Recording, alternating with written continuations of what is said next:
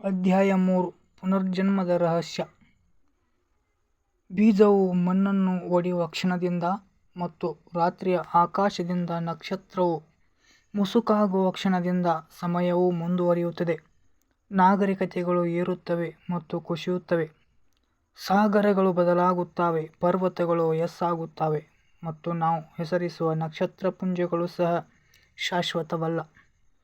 ಆದರೆ ಸಮಯದ ಗತಿಯ ಸರಳ ರೇಖೆಯಲ್ಲ, ಆದರೆ ಒಂದು ವೃತ್ತ, ಒಂದು ಚಕ್ರ ಕೊನೆಯಿಲ್ಲದಂತೆ ಪುನರಾವರ್ತನೆಯಾದರೆ ಏನಾಗುತ್ತದೆ? ಇದು ಕೇವಲ ಕಾವ್ಯಾತ್ಮಕ ರೂಪಕವಲ್ಲ, ಇದು ಪ್ರಾಚೀನ ಭಾರತೀಯ ಸಂಪ್ರದಾಯದಲ್ಲಿ ಅರ್ಥಮಾಡಿಕೊಂಡಂತೆ ಯುಗದ ಸಾರವಾಗಿದೆ. ಯುಗ ಎಂಬ ಪದದ ಅರ್ಥ ಒಂದು ಯುಗ. ಯುಗ ಅಂದರೆ ಭಾರತೀಯ ಬ್ರಹ್ಮಾಂಡದ ದೃಷ್ಟಿಕೋನದಲ್ಲಿ ಯುಗವು ವರ್ಷಗಳ ಅವಧಿಗಿಂತ ಹೆಚ್ಚು.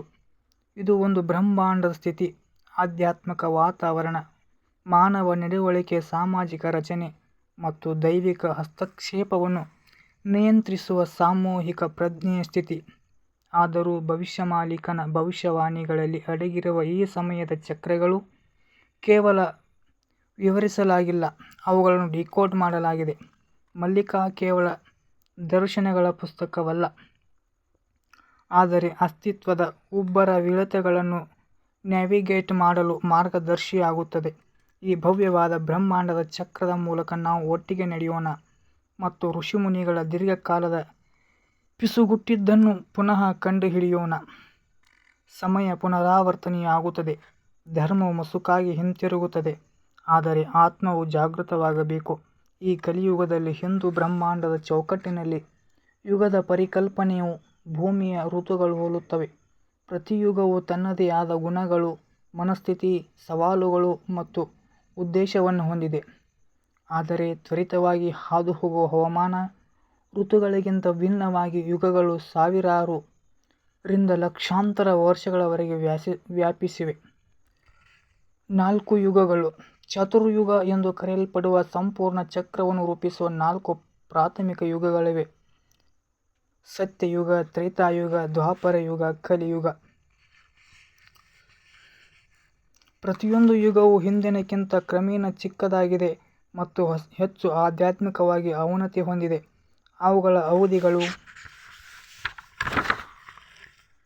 ಸರಪಳೀಕೃತ ವಿಘಟನೆ ಇಲ್ಲಿದೆ.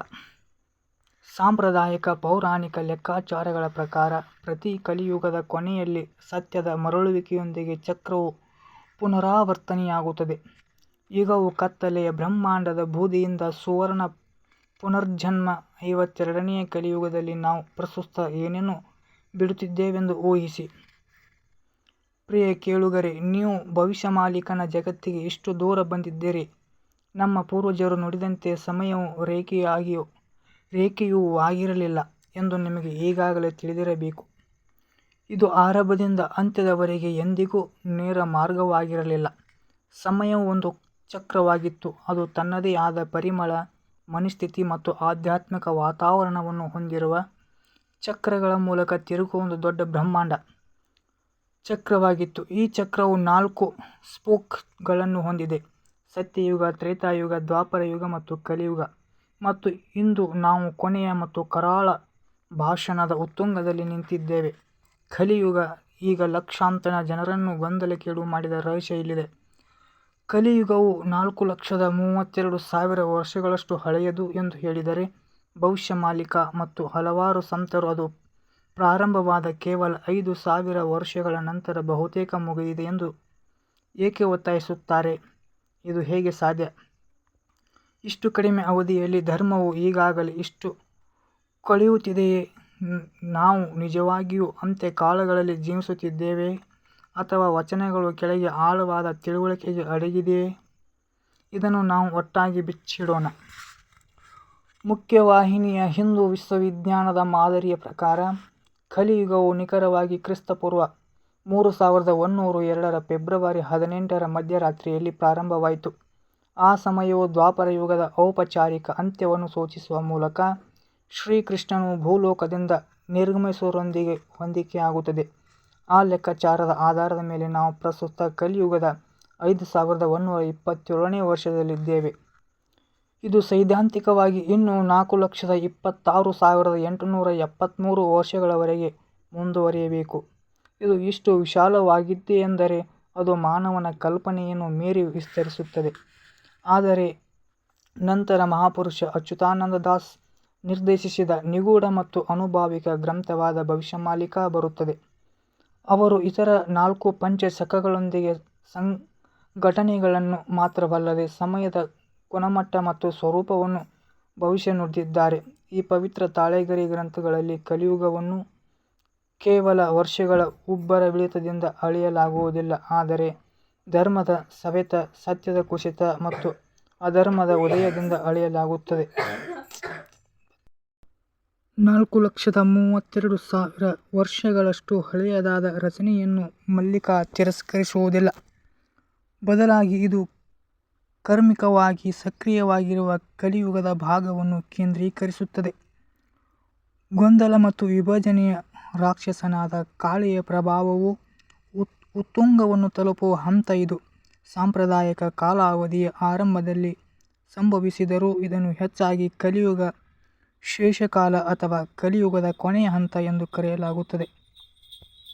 ಅಚ್ಯುತಾನಂದರ ಪ್ರಕಾರ ಈ ಶೇಷಕಾಲವು ಸುಮಾರು 5,000 ರಿಂದ 6,000 ವರ್ಷಗಳವರೆಗೆ ಇರುತ್ತದೆ ಮತ್ತು ನಾವು ಈಗ ಅದರ ಪರಾಕಾಷ್ಠೆಯಲ್ಲಿದ್ದೇವೆ.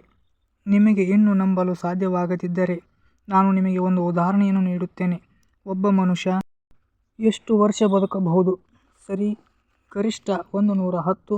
ಸರಿಯೇ? ಆದರೆ ಎಲ್ಲ ಮಾನವರು 110ನೆಯ ವಯಸ್ಸಿನಲ್ಲಿ ಜೀವಂತವಾಗಿ ಉಳಿಯುತ್ತಾರೆ ಮತ್ತು 110ನೆಯ ವಯಸ್ಸಿನಲ್ಲಿ ಸಾಯುತ್ತಾರೆ. ಅದು ಅವಳ ಕರ್ಮವನ್ನು ಅವಲಂಬಿಸಿ ಅವನು ಯಾವುದೇ ಸಮಯದಲ್ಲಿ ಸಾಯಬಹುದು ಮತ್ತು ಯುಗಗಳಿಗೂ ಸಹ. ಆದ್ದರಿಂದ ಕಲಿಯುಗವು ಈಗಾಗಲೇ 126 ವರ್ಷಗಳ ಹಿಂದೆ ಕೊನೆಗೊಂಡಿದೆ ಮತ್ತು ಈಗ ನಾವು ಸಂಧ್ಯಾಕಾಲಕ್ಕೆ 200 ವರ್ಷಗಳಾಗಿದ್ದಾವೆ. ಆದರೆ ಕಲಿಯುಗದಿಂದ ಸತ್ಯಕ್ಕೆ ಸಮಯ ಬದಲಾವಣೆ. ಪ್ರಸ್ತುತ ನಾವು ಸಂಧ್ಯಾಕಾಲನಲ್ಲಿದ್ದೇವೆ ಮತ್ತು 74 ವರ್ಷಗಳ ನಂತರ ಸಂಪೂರ್ಣ ಸತ್ಯಯುಗ ಪ್ರಾರಂಭವಾಗಲಿದೆ. ಆದರೆ ಅದಕ್ಕೂ ಮೊದಲು ಭೂಮಿಯ ಸ್ವಚ್ಛ ಮತ್ತು ಶುದ್ಧವಾಗಿರಬೇಕು. ಆದುದರಿಂದ ಆ ಪ್ರಕ್ರಿಯೆಯು 2025 ರಿಂದ ಪ್ರಾರಂಭವಾಗುತ್ತದೆ ಮತ್ತು 2032ರಲ್ಲಿ ಕೊನೆಗೊಳ್ಳಬಹುದು. ಭವಿಷ್ಯವಾಣಿಯ ಓದುಗರು ಕೇಳುಗರು ತಲೆಮಾರುಗಳಿಂದ ಪಠಿಸುತ್ತಿರುವ ಒಡಿಯಾ ಮಲ್ಲಿಕಾ ಪಠ್ಯದಲ್ಲಿ ಒಂದು ಶ್ಲೋಕವಿದೆ. 800 ದಿನಗಳ ನಂತರ ಸಾಂಕೇತಿಕ ಕಲಿಯುಗದ ಅಂತ್ಯ ಬರುತ್ತದೆ.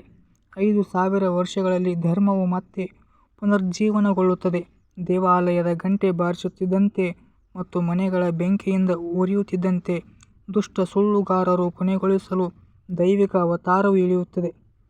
ಈ ಪದ್ಯ ನಿರ್ಣಾಯಕವಾಗಿದೆ. 800 ಸಂಖ್ಯೆ ಅಕ್ಷರಶಃವಲ್ಲ, ಇದು ಆಗಾಗ್ಗೆ ತೀವ್ರವಾದ ಬದಲಾವಣೆಯ ಸಣ್ಣ ಪ್ರವಾದಿ ಅವಧಿಯನ್ನು ಸಂಕೇತಿಸುತ್ತದೆ. 5,000 ವರ್ಷಗಳ ಮೈಲುಗಲ್ಲು ಕಾಳೆಯ ಪರಿಣಾಮಗಳು ಉತ್ತುಂಗವನ್ನು ತಲುಪುವ ಕ್ಷಣವಾಗಿದೆ ಮತ್ತು ಅದೇ ಸಮಯದಲ್ಲಿ ಹೊಸ ಪ್ರಜ್ಞೆ ಹುಟ್ಟುತ್ತದೆ. ಅಧರ್ಮದ ಶಕ್ತಿಗಳು ನಾಶಪಡಿಸುವ ಮತ್ತು ಸತ್ಯಯುಗದ ಮರಳುವಿಕೆಯನ್ನು ಪ್ರಾರಂಭಿಸುವ ನಿಗೂಢ ರಕ್ಷಕ ಕಲ್ಕಿಯ ಅವತಾರದ ಉದಯದ ಬಗ್ಗೆ ಮಲ್ಲಿಕಾ ಮಾತನಾಡುತ್ತಾನೆ. ಆದುದರಿಂದ ಕಲಿಯುಗದ ಒಟ್ಟು ಅವಧಿಯು ನಿಜವಾಗಿಯೂ ವಿಶಾಲವಾಗಿದ್ದರೂ ಮಲ್ಲಿಕಾ ತನ್ನ ಗಮನವನ್ನು ಅತ್ಯಂತ ಪ್ರಭಾವಶಾಲಿ ಮತ್ತು ಆಧ್ಯಾತ್ಮಿಕವಾಗಿ ಅಪಾಯಕಾರಿ ವಿಭಾಗದ ಮೇಲೆ ಸಂಕುಚಿತಗೊಳಿಸುತ್ತದೆ. ಮಾನವ ಕುಲವು ತನ್ನ ದೈವತ್ವವನ್ನು ಮರೆತು ಅಹಂ, ವಿಭಜನೆ ಮತ್ತು ಭ್ರಮೆಯಲ್ಲಿ ಮುಳುಗುವ ಕೀಟಕ್ಕೆ ಇದು ಮಾಲೀಕರಿಗೆ ಹೆಚ್ಚು ಕಾಳಜಿ ವಹಿಸುವ ಯುಗವಾಗಿದೆ, ಏಕೆಂದರೆ ಇದು ಗರಿಷ್ಠ ತುರ್ತು ಮತ್ತು ಕನಿಷ್ಠ ಸ್ಪಷ್ಟತೆಯ ಯುಗವಾಗಿದೆ. ಮತ್ತೊಂದು ಪ್ರಮುಖ ಅಂಶವೆಂದರೆ ಮಲ್ಲಿಕನ ಸಮಯವನ್ನು ಪರಿಪೂರ್ಣವಾಗಿ ಪರಿಗಣಿಸದೆ ಪ್ರಜ್ಞಾಪೂರ್ವಕ ಸಮಯವೆಂದು ಪರಿಗಣಿಸುತ್ತಾನೆ. ಧರ್ಮವು ಕ್ಷಿಪ್ರಗತಿಯಲ್ಲಿ ಅವನತಿ ಹೊಂದುತ್ತಿರುವಾಗ ಒಂದು ಶತಮಾನವು 10 ಶತಮಾನದಂತೆ ಭಾಸವಾಗುತ್ತದೆ. ಅಧರ್ಮವು ಸಮಾಜದ ಎಲ್ಲ ಪದರುಗಳಲ್ಲಿ ಹರಡಿದಾಗ ಆತ್ಮವು ಕಡಿಮೆ ಸಮಯದಲ್ಲಿ ಹೆಚ್ಚು ದುಃಖವನ್ನು ಅನುಭವಿಸುತ್ತದೆ. ಹೀಗಾಗಿ ಕಲಿಯುಗದ ಗುಣಮಟ್ಟವು ಪ್ರಮಾಣಕ್ಕಿಂತ ತುಂಬಾ ಕೆಟ್ಟದಾಗಿರುತ್ತದೆ. ಪಠ್ಯವು ಇದನ್ನು ಒತ್ತಿ ಹೇಳುತ್ತದೆ. ಹಾಗಾಗಿ ಮುಂದಿನ ಸಂಚಿಕೆಯಲ್ಲಿ ಮತ್ತೆ ಭೇಟಿಯಾಗೋಣ. ಧನ್ಯವಾದಗಳು.